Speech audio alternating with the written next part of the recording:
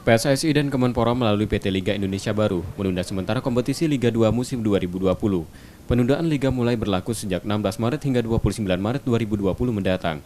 PT Liga Indonesia Baru akan memantau kondisi yang terjadi untuk menentukan jalannya kompetisi sesuai jadwal atau kembali melakukan perpanjangan penundaan. Terkait ini, pelatih Sriwijaya FC Budiarjo Talib mendukung penuh kebijakan tersebut untuk melindungi peserta Liga dari serangan COVID-19.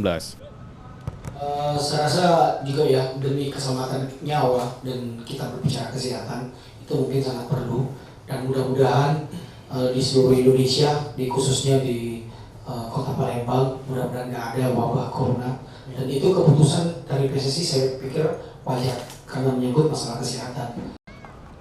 Kompetisi Liga 2 2020 baru bergulir akhir pekan kemarin untuk pekan pertama. Nur Muhammad, Kompas TV, Palembang.